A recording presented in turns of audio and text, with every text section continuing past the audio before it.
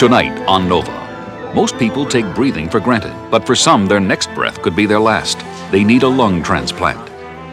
Over 300 people apply for just 30 openings in this program. And to be eligible, you must have only 18 months left to live. I was raised saying, you're gonna die when you're 18. Finding a donor is difficult.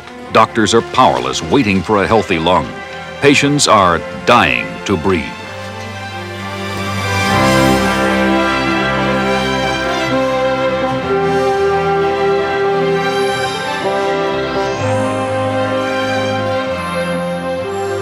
Funding for Nova's 20th anniversary season is made possible by Johnson & Johnson, the signature recognized around the world for commitment to quality healthcare products for the entire family.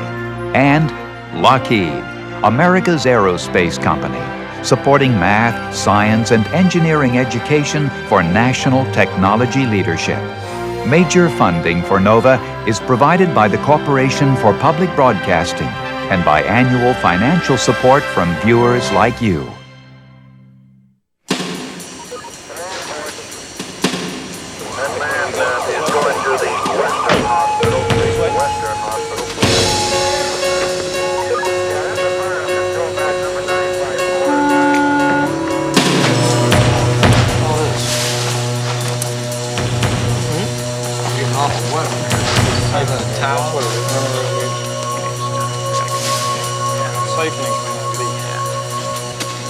Most of us take breathing for granted.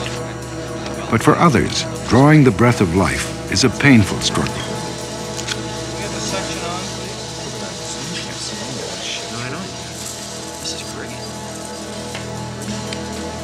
In Toronto, Canada, this young medical team performed the world's first successful lung transplant in 1983. It's a boy lung.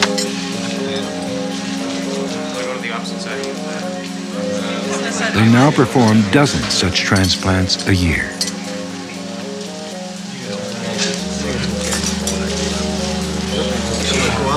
It'll fall out every time. Okay, you got the lungs? Great. Now, beautiful pale lungs. All right. All right, now let's just get over here. This is left, right? Left is so right, left.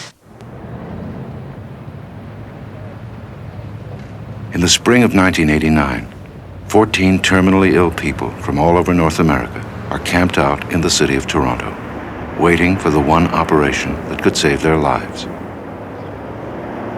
By the end of the year, 9 of them will have had that operation. 2 of them will still be waiting for it, and 3 will have died.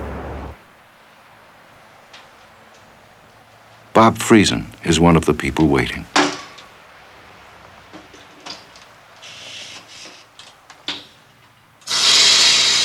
46 years old, a former bus mechanic from Saskatoon, Saskatchewan, Bob has emphysema.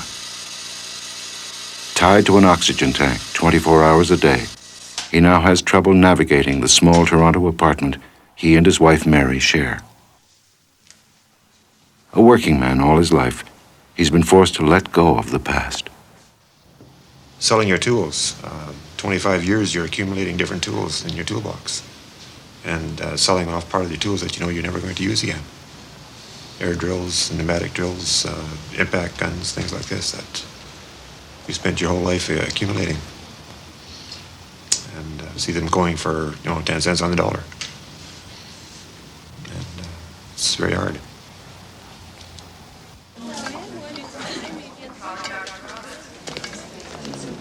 In 1989, the Toronto General's lung transplant program is in heavy demand.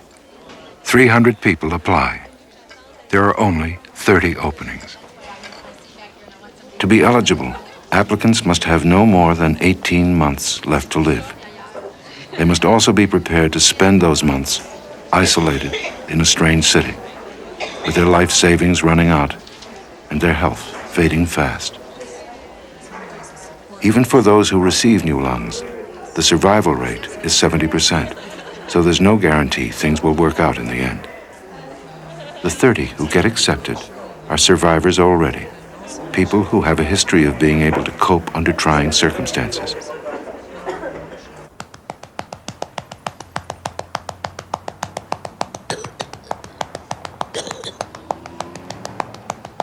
"24-year-old Lisa Carpenter has had cystic fibrosis all her life.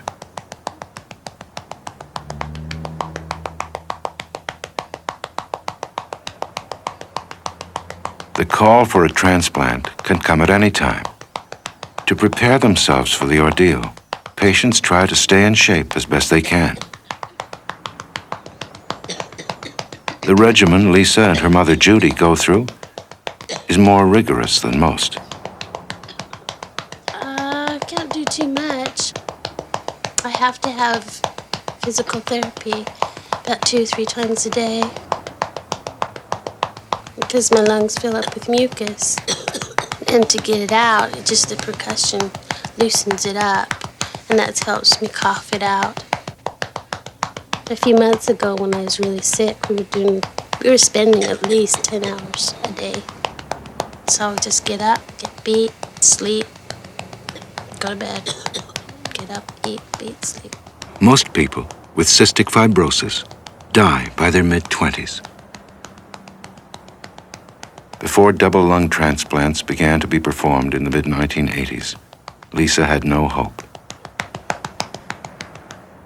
I was raised saying, you know, you're going to die when you're 18. And then it got to 21, and I got 21, and, you know, I'm not dead yet.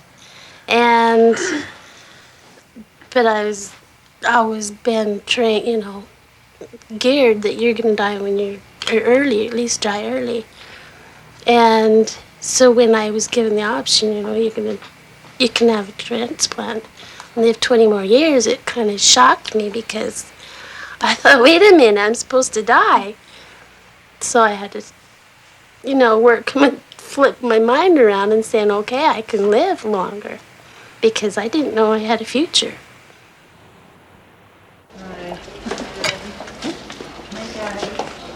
There you go.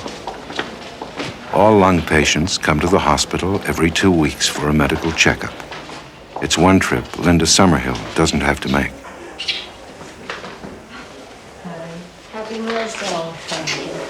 Because she has pulmonary hypertension, a lung disorder that causes her heart to beat so wildly she may have a heart attack at any time, Linda can no longer cope at home. Mother's Day. Happy Mother's Day. A 30-year-old mother of 3, she now lives in a suburban Toronto hospital where she is monitored constantly. Oh, you're not, Mom.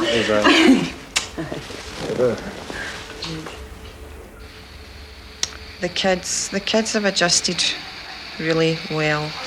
I think I've been here long enough that, you know, they just know I'm here now and that's it. And but it was very hard in the beginning. Got a chest pain this morning. Linda's husband quit his factory job to become a full-time homemaker. Her mother visits every day. There it goes again. Everyone looks forward to the day when family life no longer revolves around Linda's hospital bed. Pain. Like these guys deserve a gold medal for what these guys have done. These wee guys have been fabulous. These wee guys have been my rock. Yeah. No, I think they're just dying for me to come home. They can't wait till I come home. That's a comment. It was $20. I can't wait to go home to them either. But I know they can't wait. They're going to be so excited. It's going to be like Christmas time when I go home for these guys.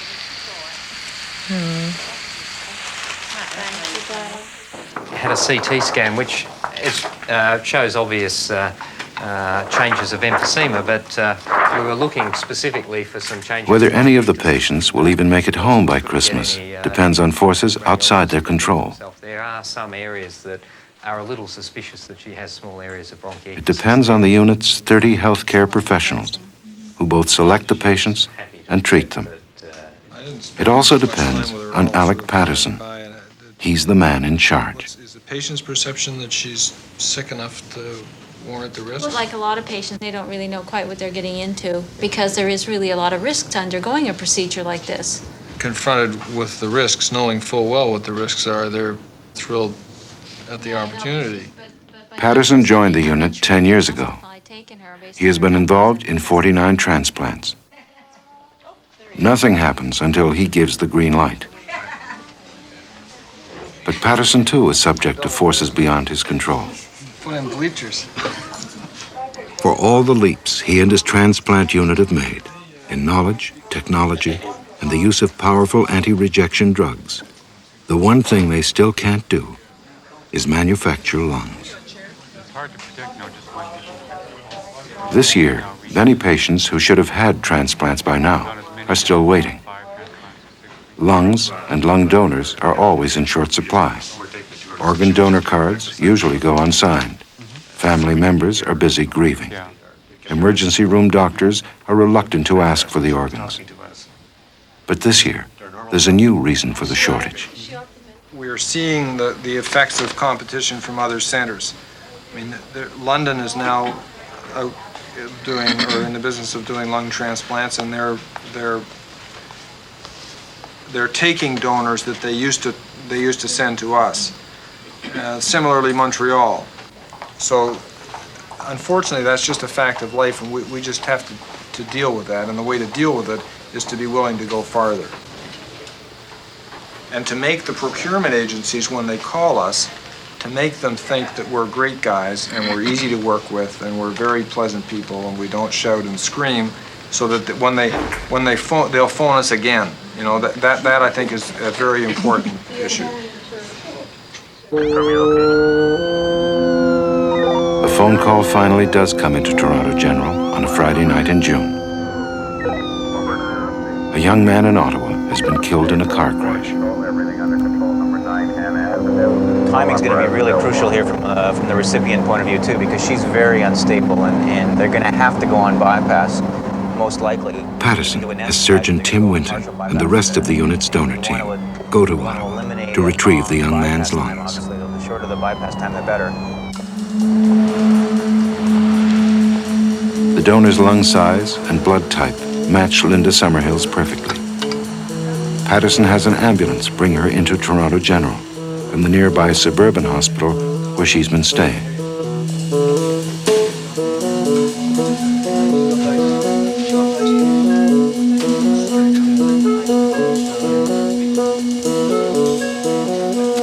Not for you.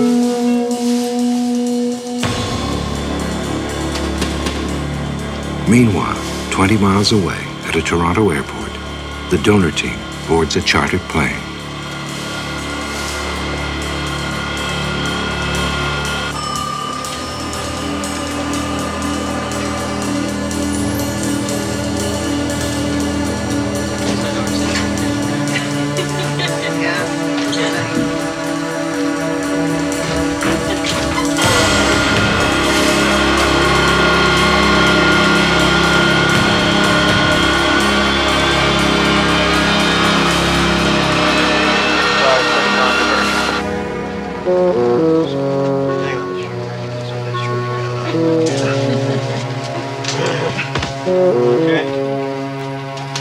Thank you.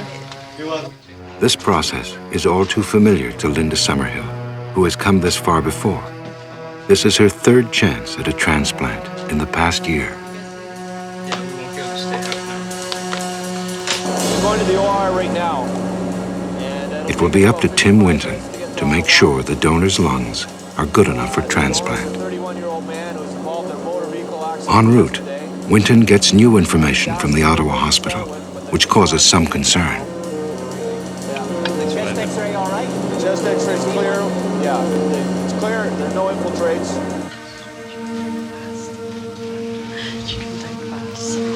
I got your good luck charm. Yeah, he goes everywhere she goes, doesn't he?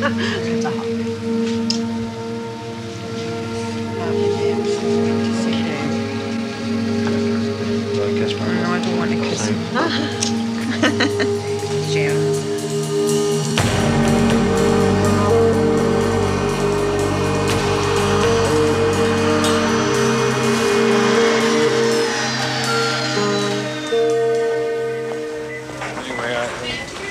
Dr. Wings, we're not going to be able to decide what to do about it until with the lungs, the quality of the lungs, until he's seen them. I mean,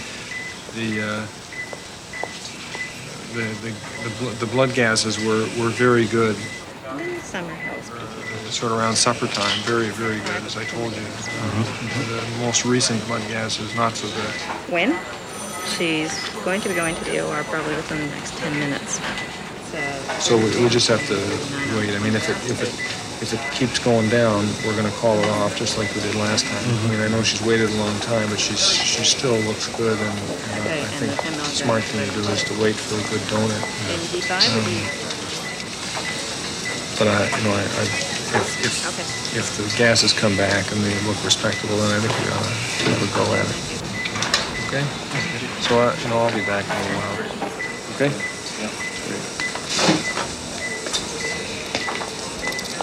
It's become a waiting game for everybody.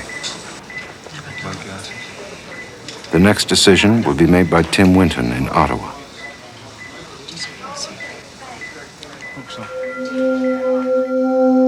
If the blood gases, the level of oxygen in the blood, stays high enough, he'll be able to take the lungs.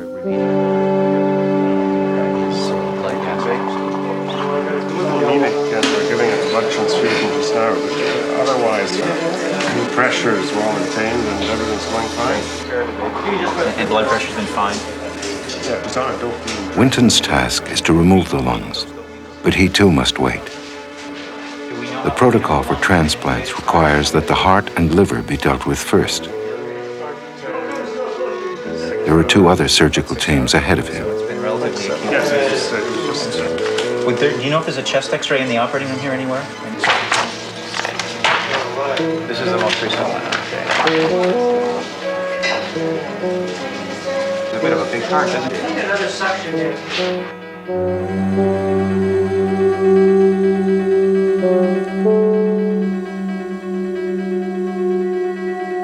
Hi, Messina. It's Tim here. Winton has finally seen the lungs. He calls Patterson with the news. He's just had a look at the lungs, actually, and they're just not acceptable. They're badly bruised and injured. I mean, we would just expose her to enormous risk. I mean, it's risky enough as it is. I mean, I think if we put those lungs in her, she wouldn't survive. And I know it's hard for her, but that's the best thing to do. You'll be talking to that yourself? I'm just going to go and do that. I'm screwing up my courage. Anyway. I had to tell her the second time that was off. Oof. Was her family all there in her room? Oh yeah, they'll all be lined up. They were all tough. They were all standing around the bedside the last time. It was so awful. She's got to be there's something, she's got to have some big cloud hanging over her head or something. 3 times unlucky. This lung was, it looked good on the x-ray. Yeah. And the gases went off so fast. It's amazing. That better? Yeah, thank you. We can't use them. They're just no good. They're worse than the last ones. Oh, okay. The problem is that the donor, it was a motor vehicle accident. And unfortunately, when a person is badly injured at the site of an accident, we often don't know whether it's a chest injury or not. I'm sure we'll get you something, and I just think we need to be patient and wait for the right thing. What we're proposing to do is risky enough. We need a good lung for you, otherwise we're just going to be asking for a lot of trouble. Okay? Okay. Thank you.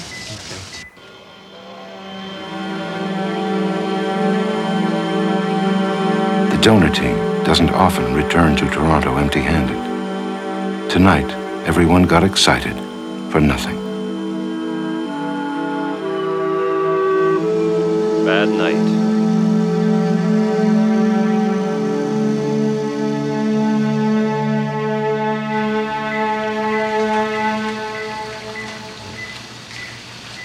At least when Dr. Patterson explains to you why he can't do it, he's done the right, he's made the right choice, he's done the right thing for you. You know, that's one. It's hard, but it's... Yeah, but you know exactly where he's coming from, what he's saying. Yeah. Well, he's certainly not going to make any false moves, that's for sure.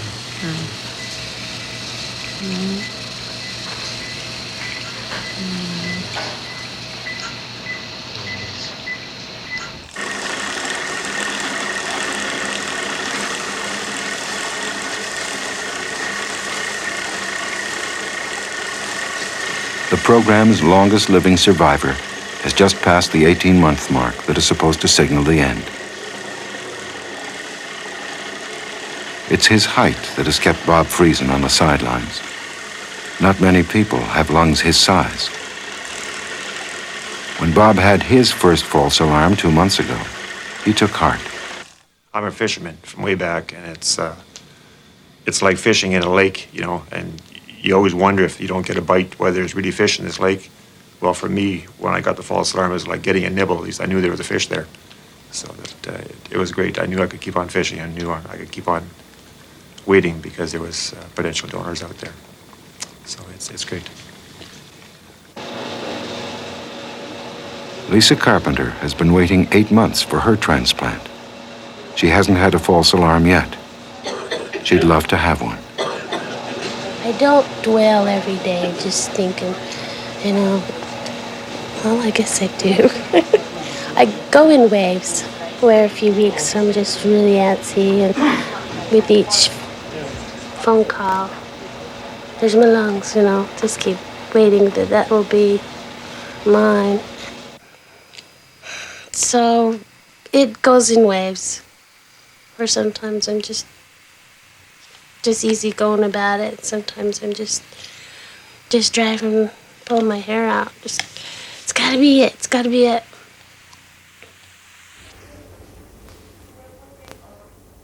Linda Summerhill has been waiting for her transplant for 14 months.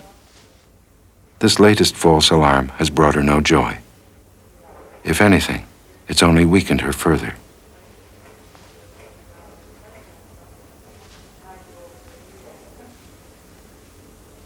Doctors in the transplant unit don't think she'll make it.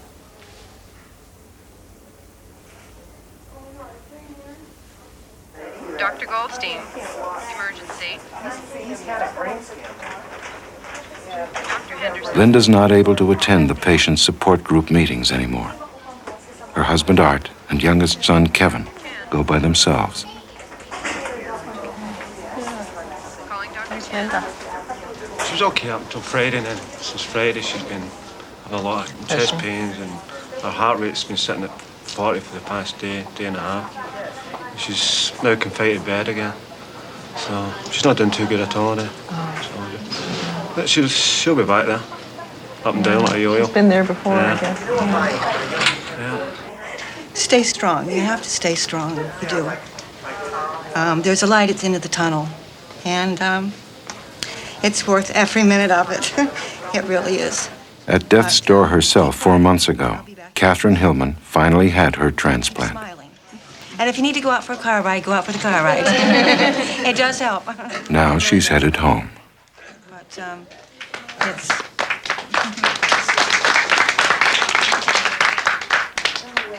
been a long 9 months, but it's been a wonderful, very rewarding, just meeting everyone and becoming very close to everyone. It's like my second family away from home. And it means a lot, especially when you're going home. But keep up the good work. And I expect at least 5 or 6 transplants by the time I get back. At least.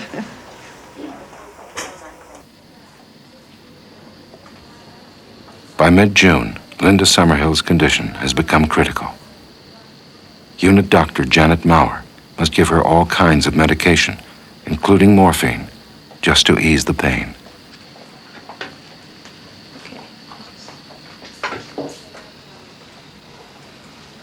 Everyone deteriorates as they wait for their transplant. Slightly, you say they're swelling?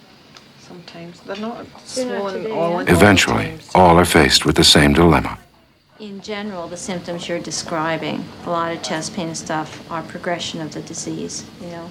If they stop pushing themselves physically, they won't be strong enough to survive the operation. If they push too hard, they'll die. It's a good idea for you not to press to the point where you're getting chest pain, okay? Because if you get an arrhythmia or something like that, that's if you have a rhythm disturbance, you probably wouldn't survive it, okay? Let's have a look at your chest, if I may. Okay. This is gonna come right off.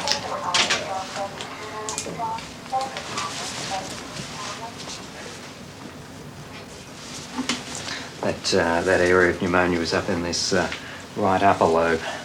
Just pop that oxygen back on. Now entering his 19th month in the program, Bob Friesen has come down with the one complication that could kill him.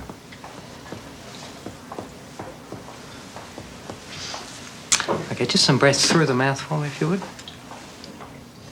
In '84, I had a very serious bout of pneumonia, and I lost about half my lung capacity at that time. Just get you to lay back for me. The one I had here at Christmas time, I lost just about 0.1 of a liter, which is not very much, but when you realize I've only got 12% of my lung capacity left, and I lost about 3% at that time of my lung capacity. It's quite a loss to jump from 15% down to 12%. So you lose some every time you have pneumonia.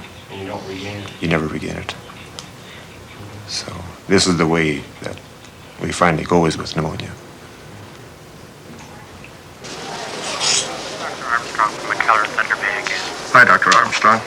Yes, I have those blood gases that you want. When out-of-town doctors call with available organs, they generally have only hearts, livers, and kidneys to offer. Of all the transplantable organs, lungs are the most sensitive to injury. The odds of them being good enough for transplantation are 1 in 20. 19.1. Are the lung fields clear? Are there any areas of infiltrates or atelectasis? For 2 long months now, there have been no lungs the unit can use. Okay, and can you tell me the measurements of the left and right lung, please? Yes, I can. The left vertical is 25.5 centimeters. Dr. Ken. Calling Dr. Ken. Okay, can you tell us where Matthew's at this morning? Despite the midsummer lull, the unit remains on duty, caring for patients struggling to recover from transplants. The operating room is only the first battlefront. The second is here, in intensive care, where a patient can remain for a few days or several months. Exactly how long depends on the quality of the donor lung, whether or not there are complications, and the extent of infection and rejection. The body's natural tendency is always to reject the new organ. The idea here is to reverse the course of nature. There really isn't a renal problem from a fluid balance standpoint. He is dry. The reason I was going to have a quick look now is that he's got a tremendous amount of paradox that we're having trouble correcting with sedation, the machine, anything. I just want to be sure his tube's okay. I don't want to do that yet. Tom Todd is the transplant unit's intensive care specialist. But we're going to give him a gram now. He and Alec Patterson were trained together as surgeons. Yeah, we'll do it in just a minute. They've been with the unit since the beginning. That's just going to be a quick one, just down and out. But most of what they're doing is still so new, they've never done it before. I want to be sure. I want to be sure that we don't have any airways obstruction in his mainstem. If you do that, then that could explain a lot of what we're about. About 48. There are no rules. They rewrite the textbook daily. If you don't push the system, then I'd be practicing the same medicine in 1989 that I practiced in 1974, and that wouldn't be right. Good morning. I told you you're... I look upon the ICU as the place where you take the giant steps over the little red line that your mentors and teachers said you weren't supposed to step over. And if you don't step over that red line that was drawn for you, then you're as restricted as they were. And in the end, medicine doesn't advance, and you don't do the things that you're supposed to do, as far as I'm concerned. So when did you go to 250? But how does it feel to work against the odds all the time?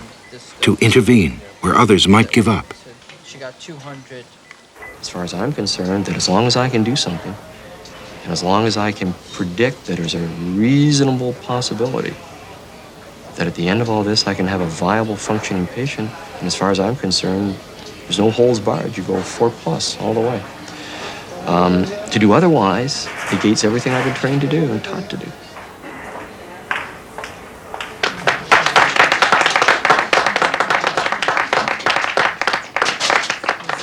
It's the end of July.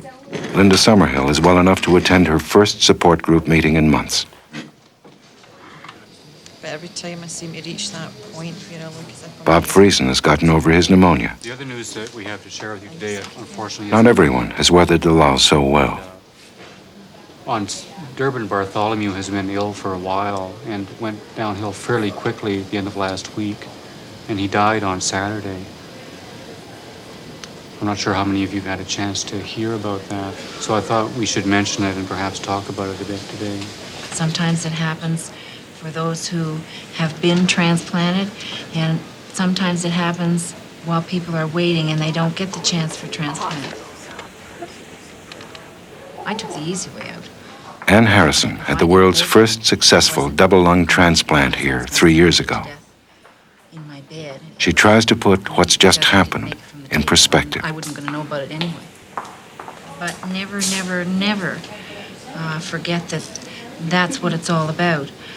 It's a wonderful opportunity to be on the program and just to be able to maybe thinking of having a chance of maybe having a better life is better than having no chance of not being on the program.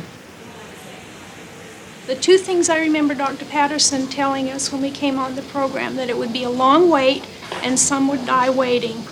Of course, all of us think that it isn't going to happen to us. After all the waiting, the news has hit Lisa Carpenter's mother a little too close to home.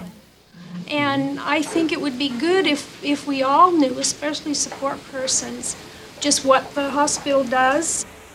Where do we step in? Where do we take over? What does the hospital do? And what's the laws in getting our loved ones back to the States? Just what is the procedure? I wouldn't even know where to begin if this were Lisa.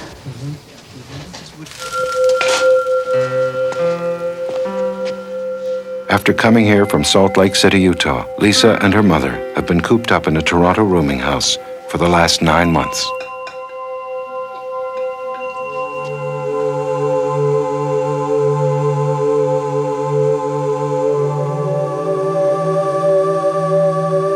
They live in a single room.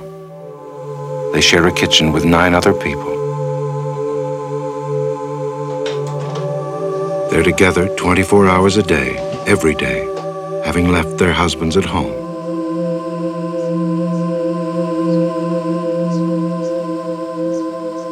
Despite the hardships, there have been some unexpected rewards. I was so shy, I didn't talk to anybody. And When you were young? yeah, I was really shy and kept quiet. But I always hung around her. I kind of followed her around, watched her clean or do something. I was just kind of a little shadow. And it's like coming up here, it's like I'm reliving my childhood again.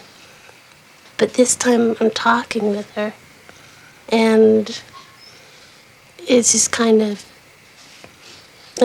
fulfilled what I didn't fully get when I was little.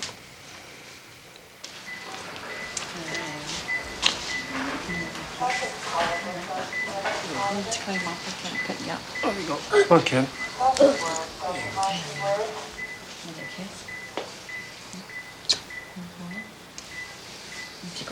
In the hospital for 15 months now, Linda Summerhill keeps herself going by thinking of just one thing.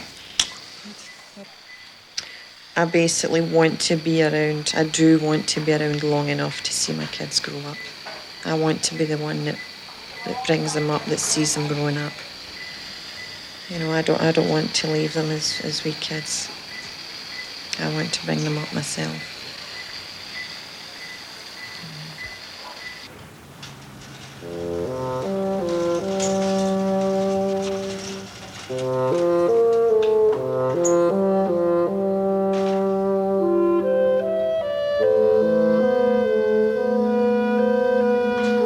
Still holding on after 19 months, Bob Friesen has some dreams of his own. I would like to start a small business. Work on four-wheel drives. That would be my dream. Just living my life to the fullest, the best I can. You know, and doing as much as I can, day to day. I'm not expecting 50 years, 20 years. All I'm looking for is one day at a time. If it's 30 years, I'm thankful. If it's 1 year, I'm satisfied with that.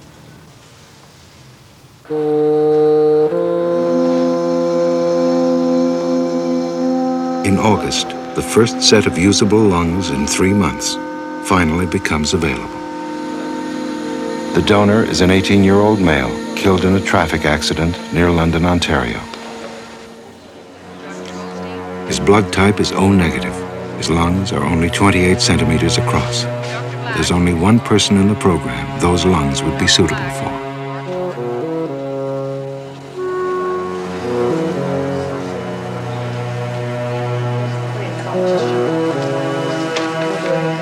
No one in the history of the program has ever had a fourth chance at a transplant.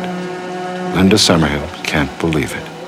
He took the call and he came in and he says, you have to go down to Toronto General. So what was your reaction? Just a bit fainted.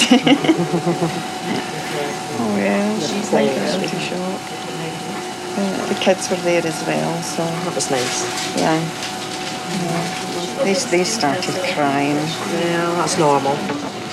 Because of her pulmonary hypertension, we thought it might be better. Patterson and the others are convinced that this time the transplant is a go. And from what we hear about the donor, it's a good donor. The gases are fantastic, apparently. And I haven't heard anything from Tim.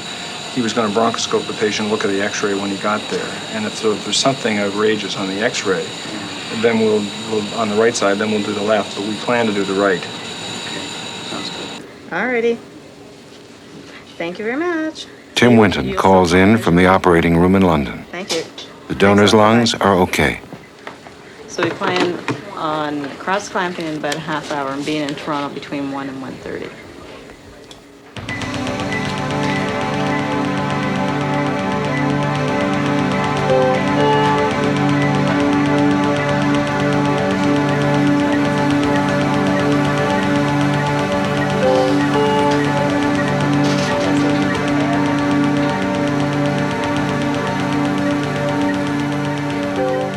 Linda Summerhill has never gotten this far before. Only one question remains. Is she strong enough to survive the operation?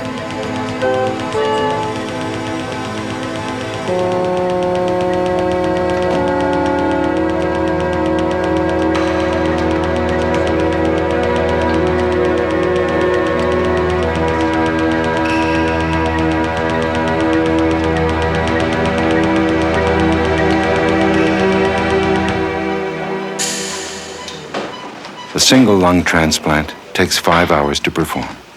A double lung transplant can take 10 or more. All right. I'm going to give you a little medicine now, and you'll feel quite soon. Patterson has elected to transplant Linda's right lung only. She should be able to live with one lung, and her chances of surviving the operation are that much greater. In a lung transplant, the actions of the two surgical teams, recipient and donor, must be perfectly synchronized. The donor lung will survive for only a few hours outside the body. Patterson begins the operation the minute he's told that Winton has removed the donor lung. Linda must be ready to receive her new lung the moment it arrives.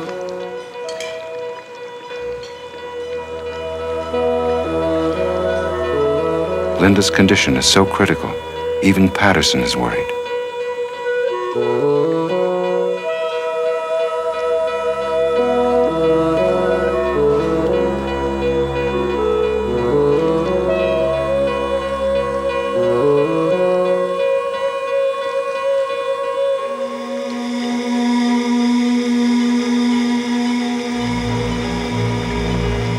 Under general anesthetic now, Linda will have a respirator do her breathing for her.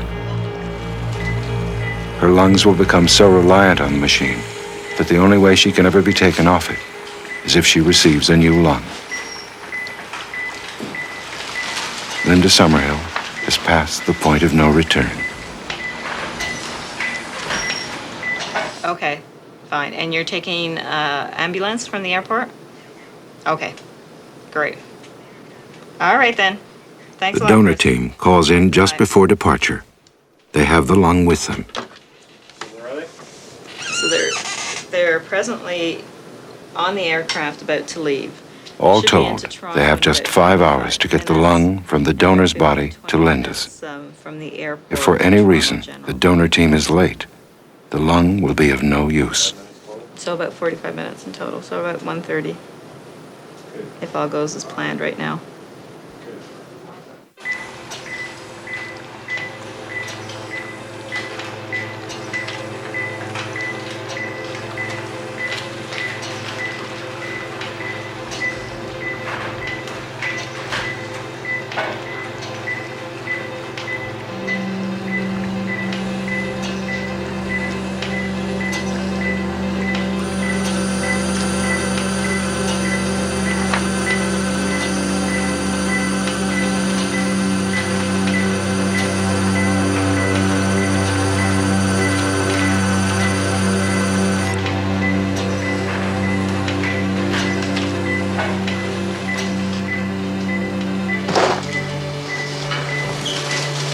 How you doing, Alice? Winton arrives at 2 in the morning with plenty of time to spare. But now there are other complications. How's the lung? I'm not real happy. There was blood in the airway when I bronchoscoped, but it didn't look bad. Gases were great. X-ray was clear. When I scrubbed and looked, there was some hemorrhage anteriorly, and I looked around and it didn't look like it was too bad, but when I got this thing out, posteriorly it's really hemorrhagic. Anyway, so just don't fall over when you look at it. You want to get the right lung in there and The lungs were badly bruised in the accident. It's really Bruised in the back, where Winton couldn't see. around the left atrial He cuff. trims the new lungs connections anyway.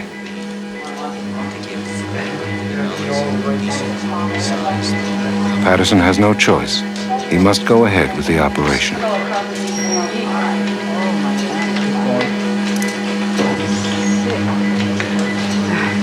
Hand it to her. Here it goes. Bonnie, we need long drivers.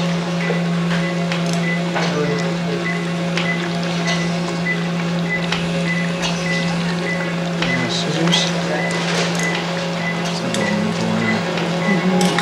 Just on the junction of the membranous and cartilage. Okay, what tooth are you gonna start with first? Two 2-0 silks.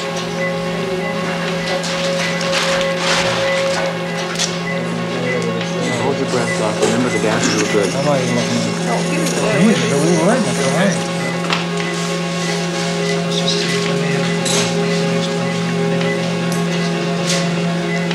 Coker, please. Just taking off the silk and put on Do we need to take this right out? No, perfect. You just want to open that, right? Yeah, Or we can close close it. it some and take off the silk. No, not.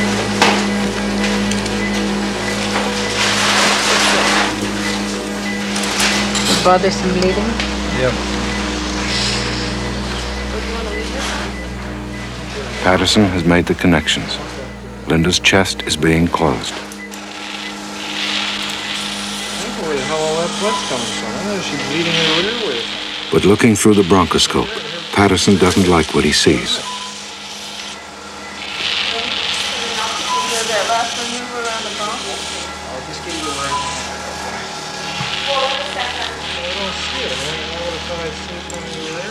There's a lot of internal bleeding. He doesn't know where it's coming from.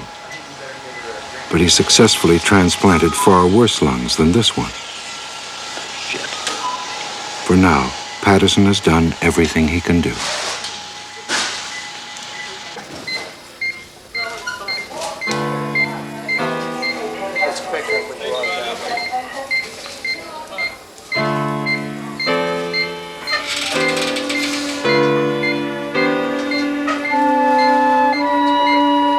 At 6 a.m., Linda Summerhill is wheeled down the hall to intensive care, where she'll be watched around the clock.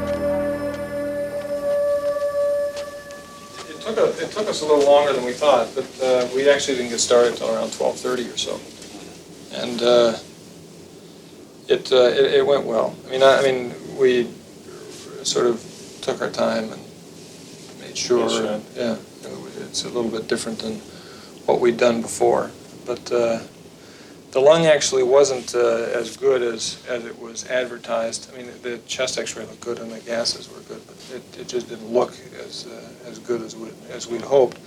But it's functioning well now, and as if we can kind of get her over the next 24 or 48 hours, I think we'll be all right. The hookups were fine, and it's bleeding a little bit more than we'd like, but it's not, I don't think, excessive. So we'll just have to wait and see. And it's going to be up and down and up and down, and we have a fairly good idea of what to expect. Every now and again we get a big surprise, and we just have to deal with it as it happens, that's all. But so far I'm pleased with the result. It seems to be going all right. Yeah, it's good. That's very much. Okay, good. Thank All right, you. good. Thank you very much. All right.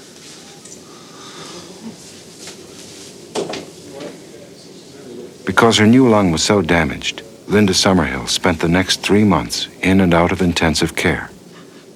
Finally, she rallied. She was released from hospital on December 22nd, in time to be home with her family for Christmas.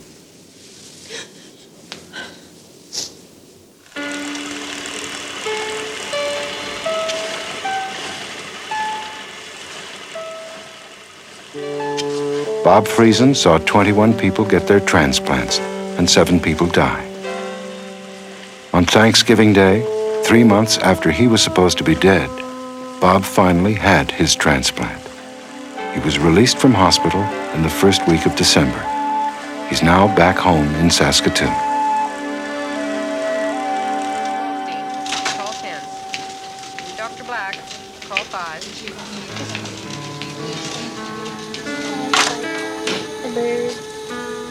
Okay, everything on the list is It's creating the symbol of hope.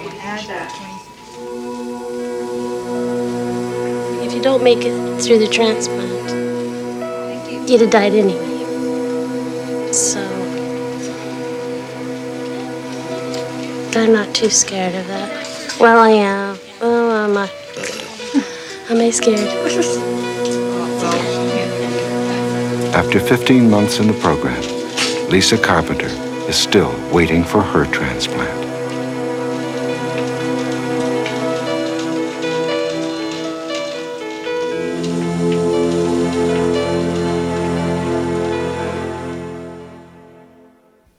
Four years have passed. Linda Summerhill's new lung failed, and she was forced to have a second transplant. She died in May 1990.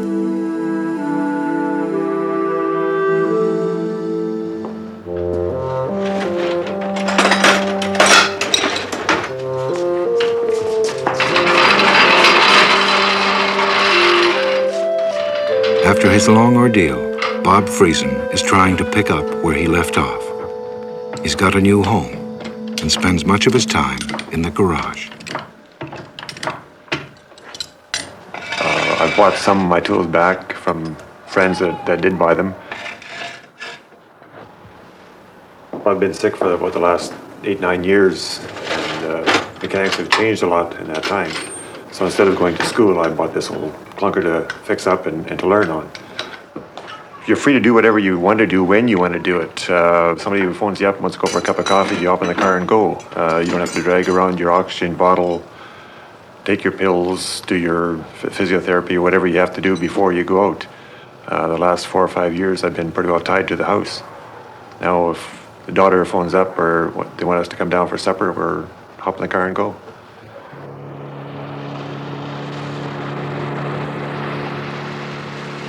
For Bob, the pain and breathlessness are gone.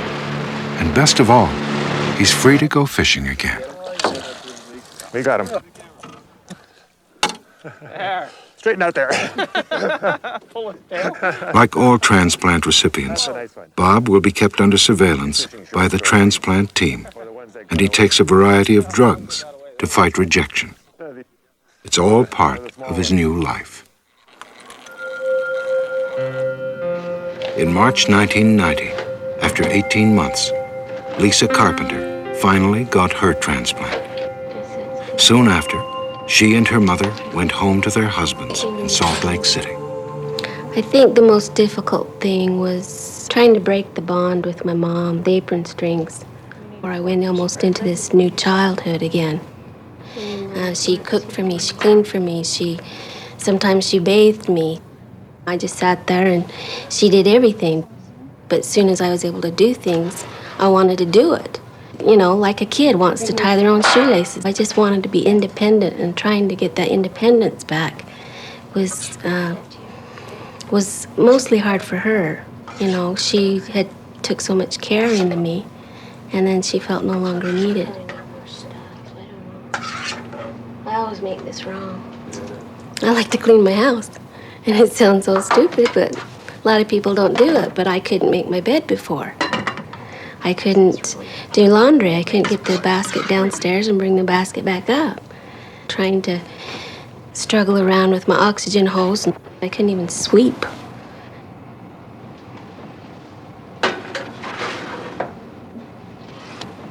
Well, before everything was survival, just till the next day, until some lungs came in. But now I've got so much drive to do things and to accomplish things, and I feel almost immortal in a way.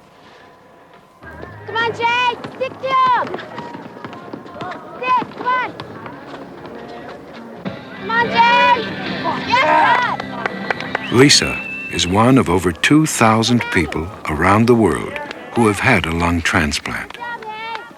More than 65% have survived over 2 years. The longest living survivor was transplanted by the Toronto team in 1985. Lisa's cystic fibrosis hasn't been cured by the transplant, and she doesn't know the long-term effects. But it's bought her some more time and the promise of a normal life.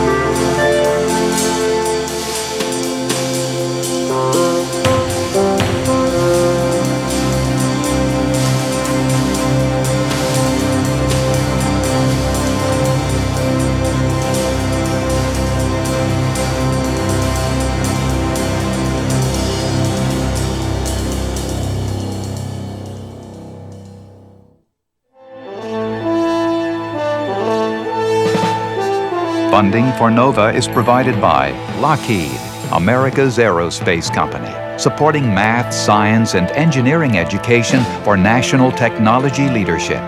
And Johnson & Johnson, the signature recognized around the world for commitment to quality healthcare products for the entire family. Major funding for NOVA is provided by the Corporation for Public Broadcasting and by annual financial support from viewers like you. Teachers, educational institutions, and organizations can now purchase this program and many other NOVA programs from the NOVA 20th anniversary season for $19.95 plus shipping and handling. To order a video cassette, call 1-800-255-9424. NOVA is a production of WGBH Boston. This is PBS. Next time on NOVA, condors, scavengers of the sky. Indians worship them for their immortality. But are these living fossils in danger of extinction? Can a California breeding program save these ancient birds? A timeless symbol of life and death. Shadow of the Condor. That's next time on NOVA.